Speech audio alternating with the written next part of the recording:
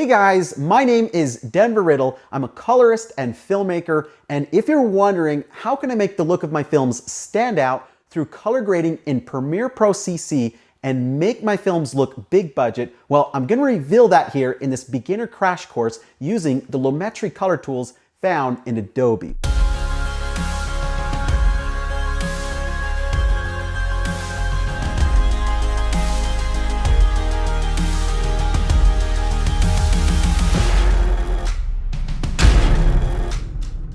We're gonna create this amazing look. You can download the look as a LUT or lookup table and easily apply this to your own footage. Also, while YouTube is a fantastic resource for learning about so many different kinds of subjects, if you are looking for a step-by-step guide that takes you all the way through discovering the art of color grading and getting the big Hollywood film looks, I wanna let you know about a free training workshop I'm gonna be doing where I reveal my top color grading secrets. So to attend, just click the link below in the description and I hope to see you there. All right, let's do this thing. Here inside, let's set up our workspace for color grading. We'll choose color workspace and that will bring up the Lumetri color tools. In the top section, we have the scopes, we have the program panel where we see the clip we're currently working on, and the Lumetri color panel here over on the side where we can perform our color grading. It's also worth pointing out the effects control panel where we can do some other things, including adding and tracking color masks, but more on that in a bit. Before we jump in and start grading this thing, let's discuss basic terminology for how we define color. The three basic terms that we use to define color are hue, saturation, and luma.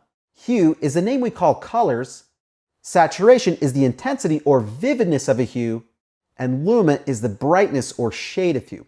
It's also important to know how to read the scopes, which can be super beneficial. If you're in the color workspace, the scopes should appear, but if not, just click on the Lumetri Scopes tab. The three scopes I always use are the waveform, the RGB parade, and the vector scope. The waveform lets us correct for exposure. If I overlay an image on top of the waveform, you can see that the trace, the stuff you see here, actually corresponds with the image of the girl dancing. The RGB parade scope is helpful for correcting white balance issues. It reads similar to the waveform, other than it's broken out into the individual color channels of red, green, and blue. With this scope, it makes it easier to spot imbalances if either the image is too cool or too warm. How that will show is one channel elevated above the other. The vector scope corresponds directly with the color wheel, and I've overlaid it here for convenience. It shows what colors are in the image as well as their saturation. The further the trace extends from the center of the scope, the more saturated or vivid the colors are. Here's a simple but powerful workflow for color correction. We first correct the exposure or brightness of the image. Second, the white balance or color temperature if there are any issues. And lastly, the saturation by either increasing or reducing it. This will make more sense as we actually do it. Let's first make a correction to the exposure of this image using the basic correction panel. Now, if you look at the controls in the basic corrections panel, you'll see controls for highlights and shadows, but also for whites and blacks. Lumetri uses a terminology that's slightly different than other grading applications, but here's how the controls work. The blacks control adjusts the darkest parts or the very bottom darkest point. And the whites control adjusts the brightest or the very top of the image. Now the shadows control affects the tonal range between the shadows and the midtones if, say, you want to recover or darken detail in the shadow areas. And the highlights control affects the tonal range between the highlights and the midtones or the upper part of the image if, say again, you want to recover or brighten details in the highlight areas. We'll adjust the shadows first with the blacks control while watching the waveform. We want to bring the trace and the shadows down until the darkest parts of the image sit right above zero. Then we'll bring up the highlights with the whites control so the brightest parts of the trace sits right about here near the top. Then let's darken the undertones or the area between the shadows and the midtones by pulling the shadow slider to the left. This will help us remove the washed out look from the talent's face. And then I'll just adjust this a little more until we have good contrast and exposure. This is the first step. Next, we'll fix the color temperature since the image is looking a bit cool.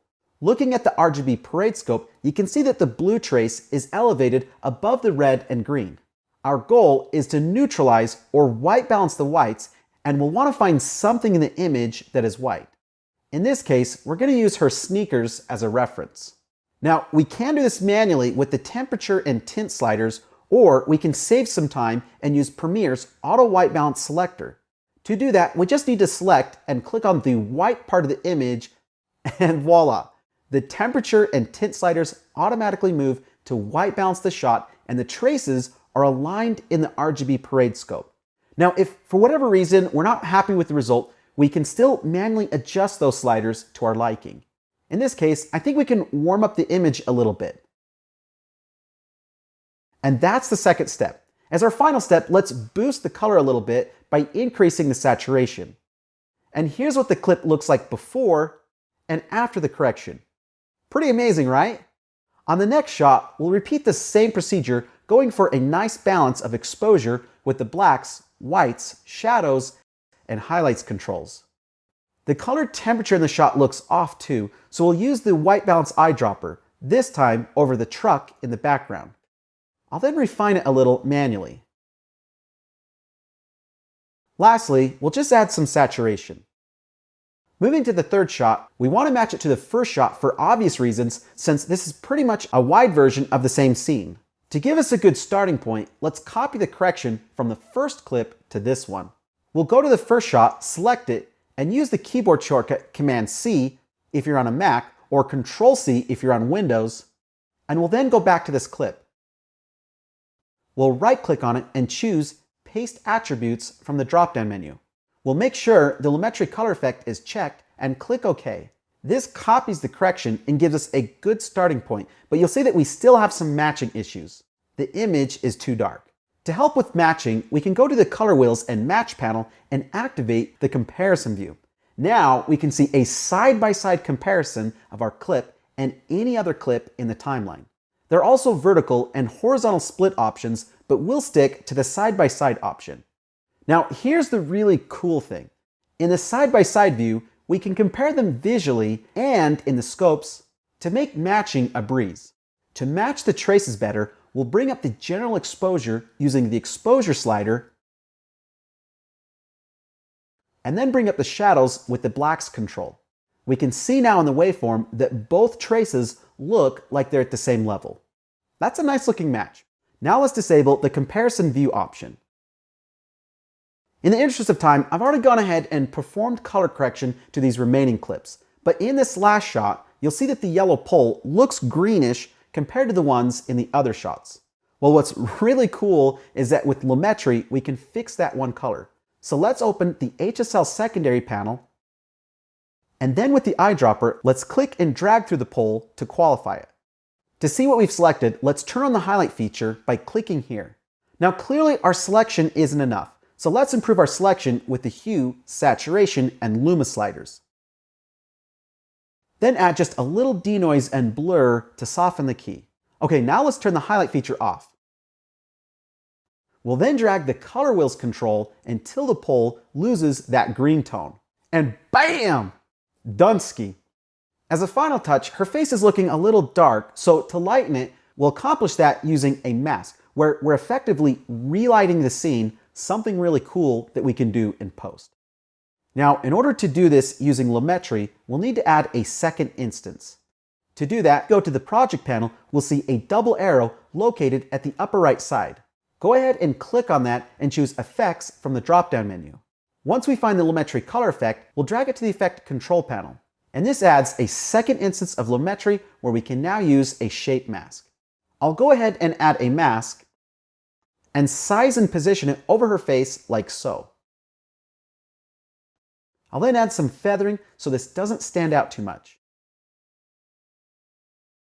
Then to lighten her face, we'll increase the shadows and highlights. Playing it back, you can see that the talent's face moves, so this is going to be a problem. To address that, we want to track the shape to her face, so going to the Effects Control panel, we can easily do this by clicking on the Track Forward button. And bada bing, bada bang. The shape moves perfectly with the movement of our talent's face. Really amazing stuff. I love doing color grading in Premiere Pro CC. Okay, now it's time for the really fun part, and that's creating an awesome look for these clips. The orange teal look is a really popular look because it uses principles of color contrast to make the skin tones advance or pop out from the background. And frankly, it just looks awesome, so you're going to love this. Now I'm going to show you a quick way to apply the same look on top of all of these clips, and this will save you so much time and ensure that you have a consistent look across the board. To do that, we'll go to the project panel, right-click, and select from the drop-down menu. Choose New Item, then Adjustment Layer. A prompt will appear, and we'll just click OK. We'll drag the adjustment layer to the second video layer over top of our video clips, and any adjustments or color treatments we apply here will be applied to all the clips underneath this adjustment layer. Pretty sweet, huh? All right, now let's create the look. Make sure the adjustment layer is selected, and we're going to skip and go straight past the basic correction panel to the curves where we'll have more creative control. Now, a quick crash course on the way this works in case you haven't already used these in Photoshop. The bottom point adjusts the shadows, the top point adjusts the highlights, and then we can make as many points on the curve in between where we can shape the tonal range. In this case, we don't want to affect the highlights or shadows too much, so we'll create contrast in between these areas known as the undertones and midtones. I'll make a point here in the midtones and drag it up. This improves our exposure, but makes the undertones look a little washed out. So let's add another point here and drag it down to adjust the density of the undertones. There, that's looking nice. Now we have much richer contrast. For color, we need to push teal into the overall image, but without affecting the skin tones. So let me show you how we'll do this. We'll go to the HSL secondary panel and use the eyedropper to select our talent skin. We'll then refine our selection with the Hue, Sat, and Luma sliders.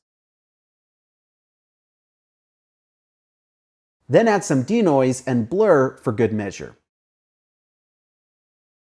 Then what we need to do, since we currently have our skin tone selected, is to actually invert our selection like so. And now we can use the color wheels to introduce teal into the image without affecting our skin tones. Now we're onto something, right? But we're not there yet. Something is off. Because we pushed teal into the entire tonal range, our shadows also look teal. So we'll want to actually clean them up so that we have clean black shadows. To do that, I'm going to show you a really awesome trick. I'll add another instance of Lumetri, go to the Hue Saturation Curves panel, then go to the Lumiverse Sat curve.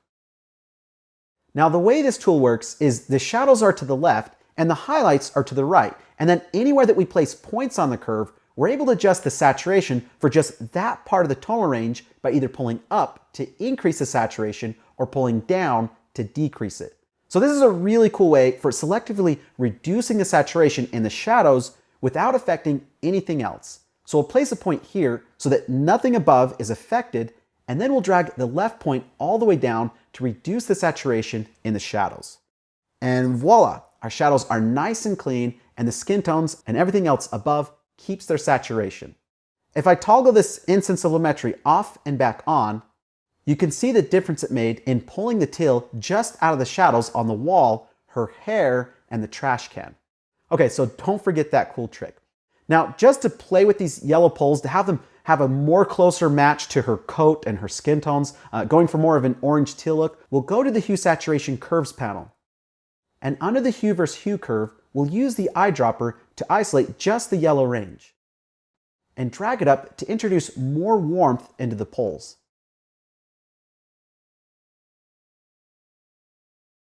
As a final touch, I want to apply one of the LUTs from Ascend that's available for download when you sign up for the free workshop. Let's add another instance of Lumetri and go to the Creative panel. From here, we can browse our LUTs, and I'll choose the 3-strip LUT. Now, at first it's too strong, but that's okay because we can dial it back to taste with the intensity slider. What an awesome look. Now, if any of this has seemed overwhelming to you, I want to let you know about a great alternative that we've developed as a plugin.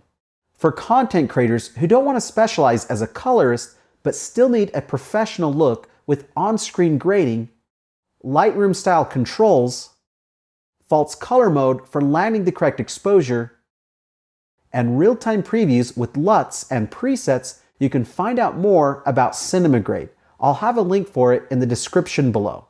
So that's just an alternative. Now, I know that we covered a lot of things here, but my purpose was to help you get started with seeing a difference in your films today. If you're looking for more guided help in discovering the power of color grading, I want to invite you to our 1-hour color grading workshop where I reveal the top color grading secrets used in Hollywood and how best to do color grading in Premiere Pro CC. You'll find a link to register for the workshop in the description below this video.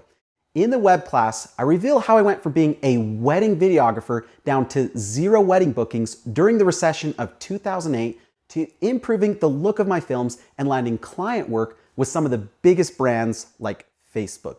I reveal the same techniques that have had the biggest impact on my career. So if you're serious and you want to be guided every step of the way, you don't want to miss it. I also want to point out that if you want to learn more about our Color Grading Academy, it's the only way that you can do that. People ask us if we do formal training. Well, this is your opportunity to discover that, and we'll have a special offer for it at the end of the presentation. So be sure to save your seat, click the subscribe button, and then the bell for more grading videos.